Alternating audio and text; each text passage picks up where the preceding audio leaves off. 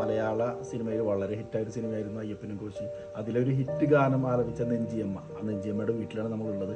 നമുക്ക് നെഞ്ചിയമ്മയുടെ വിശേഷങ്ങളും നെഞ്ചിയമ്മയെ കുറിച്ചൊക്കെ ഒന്ന് അറിയാൻ വേണ്ടിയിട്ടാണ് ഇവിടെ വന്നിട്ടുള്ളത്. അട്ടപ്പാടിയിലാണ് നമ്മളുള്ളത്. അപ്പോൾ നമുക്ക് നെഞ്ചിയമ്മയെ ഒന്ന് കാണാം.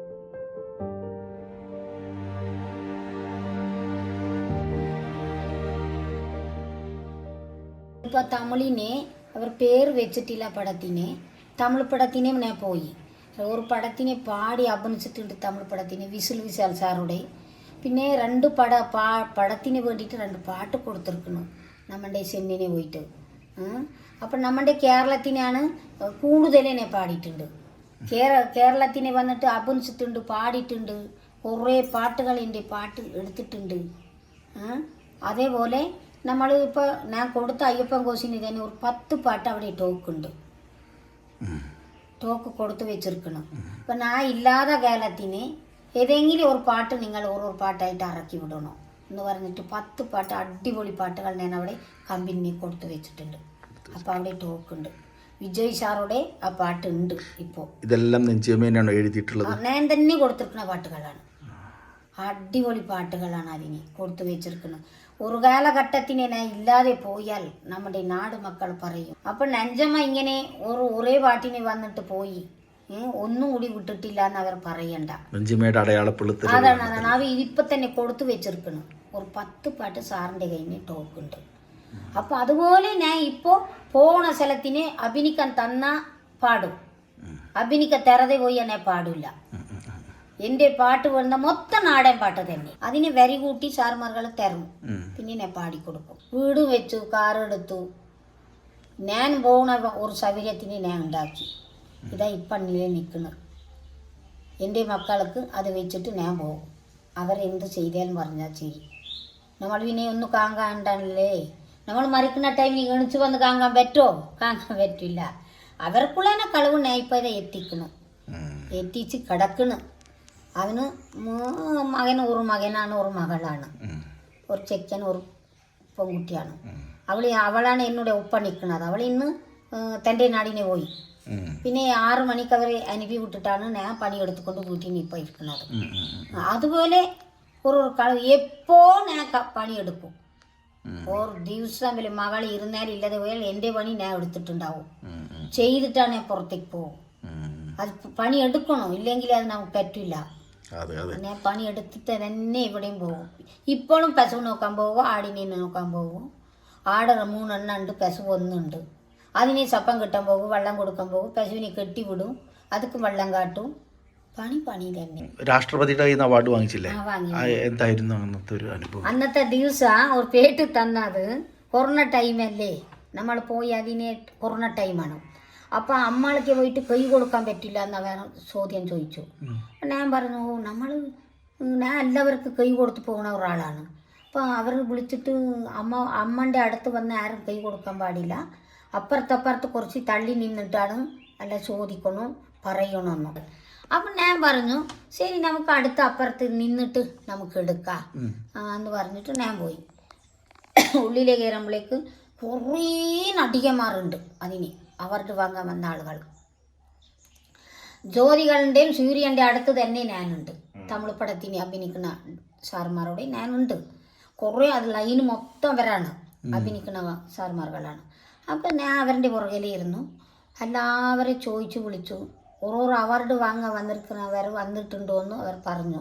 ഞാൻ പോയിരിക്കണമെന്ന് ആർക്കറിയില്ല. അപ്പോൾ എല്ലാവരും ചോദിച്ചിട്ട് വന്നിട്ട് എൻ്റെ ദേശീയ അവാർഡ് അടുത്ത് വരുമ്പോഴേക്ക് എന്നെ ചോദിച്ചു. കേരളത്തിനിരുന്ന് ദേശീയ അവാർഡ് വാങ്ങാൻ വന്ന ആൾ വന്നിട്ടുണ്ടോ എന്ന് പറഞ്ഞു. ഞാൻ ഇങ്ങനെ കൈ തൂക്കി. അപ്പാണ് ജനങ്ങൾ കാണുന്നത്. ഞാൻ ഈ പുറകിലിരുന്നിട്ട് ഇങ്ങനെ ഞാൻ വന്നിട്ടുണ്ടെന്ന് ഇങ്ങനെ കൈ കാണിച്ചു. അപ്പോൾ അവർ ചെയ്തു, ഓ വന്നിട്ടുണ്ട്. അപ്പോൾ സൂര്യൻ ജ്യോതികൾ എന്നെ ഇങ്ങനെ തിരുമ്പി ഇങ്ങനെ നോക്കി. ഞാൻ പറഞ്ഞു, ആർക്കായാലും നിങ്ങൾ പറയണ്ട. അപ്പോൾ പറഞ്ഞാൽ ഇതിന് എന്നെ ഫോട്ടോ എടുക്കാൻ തിരക്ക് കൂടും, പിന്നെ പറയണ്ട. ഞാൻ അവാർഡ് വാങ്ങുന്ന ടൈമിന് അവരെല്ലാവരും കണ്ടോട്ടെ എന്ന് പറഞ്ഞിട്ട് 50 പേര് വാങ്ങിയിട്ടുണ്ടാവും. അതൊക്കെ ലാസ്റ്റിനാണ് എനിക്ക് കിട്ടുന്നത്. വിജുമേൻ സാർക്കെല്ലാം കൊടുത്തിട്ടാണ് എനിക്ക് കിട്ടുന്നത്. അപ്പം നെറ്റ് അത്ര ആൾ പോണ ടൈമിന് ഒരു മക്കൾ എണിച്ച് നിന്നിട്ടില്ല, അവർ സീക്ക് എടുത്തിട്ടില്ല, അവർക്ക് തന്തേശം കിട്ടിയിട്ടില്ല. ഒരു പടി വിട്ട് രണ്ടാമത് പടിനെ ഞാൻ കയറുമ്പോഴേക്ക് എല്ലാ മക്കൾ എണിച്ച് നിന്നു. ഞാൻ പോകുമ്പോഴേക്ക് സ്റ്റേജിനെ ഞാൻ കയറുമ്പോഴേക്ക് എല്ലാ മക്കൾ എണിച്ച് നിന്നു. എണിച്ച് നിന്നിട്ട് ചീക്കെ കൂക്കെ കൈയടി. അവർക്ക് എന്താ സന്ദേശം അറിയോ എനിക്ക് അറിഞ്ഞിട്ടില്ല. അപ്പോൾ ഞാൻ മോളിനെ പോയി ഇങ്ങനെ നോക്കി, അവരുടെ വാങ്ങാൻ ഇങ്ങനെ പോയി നോക്കിയിട്ട് നോക്കുമ്പോഴേക്ക് എനിക്ക് കരച്ചലേ വന്നു. ഒരു രാജ്യത്തിനെ വന്നിട്ട് ഇത്തര രാജ്യ മക്കൾ എനിക്കൊരു ഒത്താശ ഉണ്ടല്ലോ, ഈ രാജ്യത്തിനെയും എനിക്ക് മക്കൾ ഒത്താശ ഉണ്ട്. എനിക്ക് ഞാൻ വാങ്ങുന്ന ഒരു അവാർഡും കൂടി എനിക്ക് സന്തോഷമല്ല. എൻ്റെ മക്കളാണ് എനിക്ക് നാട് മക്കളാണ് സന്തോഷം എന്ന് പറഞ്ഞു. ഞാൻ കരഞ്ഞു. ആ ടൈമിൽ ഞാൻ കരഞ്ഞിട്ടാണ് എൻ്റെ അവരുടെ അടുത്ത് ഞാൻ താഴെ ഇറങ്ങി. അപ്പം അമ്മ പറഞ്ഞു, അമ്മ ഇംഗ്ലീഷിനെ പറഞ്ഞു, എവിടെ ഇരുന്ന് നീ വന്നതെന്ന് എന്നെ ചോദിച്ചു. ഞാൻ പറഞ്ഞു മലയാളത്തിനെ. ഞാൻ കേരള രാജ്യത്തിനിരുന്ന് ദേശീയ അവരുടെ അമ്മൻ്റെ കയ്യിനെ വാങ്ങിയാൻ വേണ്ടിയിട്ടാണ് 2-3 ദിവസമൊക്കെ ഇതിനെ വന്ന് താമസിച്ചിരുന്ന് ഞാൻ അവരുടെ വേണ്ടിയിട്ട് വന്ന് തങ്ങിയിരിക്കണം.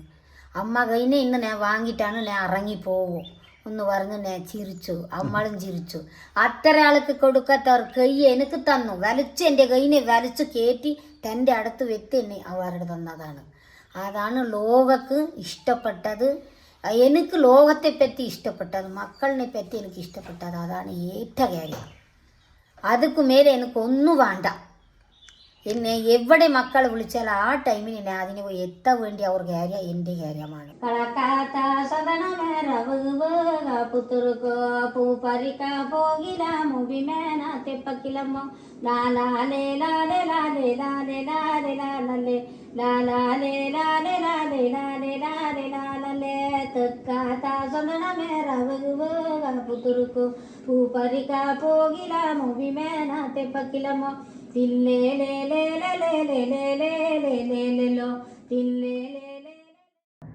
ദൈവമകളിന് സങ്കടം വരുന്ന ഒരു പാട്ടാണ്.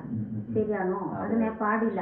ചട്ടിസാർ മറിച്ച കിളക്കിനിരുന്ന ആ പാട്ടിനെ പുറത്ത് എത്തനികലാവാന്താളോ ദൈവമകളെ, നമുക്ക് എത്തനികലാവാന്താളോ ദൈവമകളെ, ആളാകുള മകളെ ദൈവമകളെ, ನಾನು ಮೆನಸು ವಿಟ್ಟು ಕೊಡುಕೇಲ ಮಗ ದೈವ ಮಗಳೇ, ಮೆನಸು ವಿಟ್ಟು ಕೊಡುಕೇನೋ ದೈವ ಮಗಳೇ, ನಾನು ಉಳ್ಳತೆ ವಿಟ್ಟು ಕೊಡುಕೇನೋ ദൈവ മകളേ.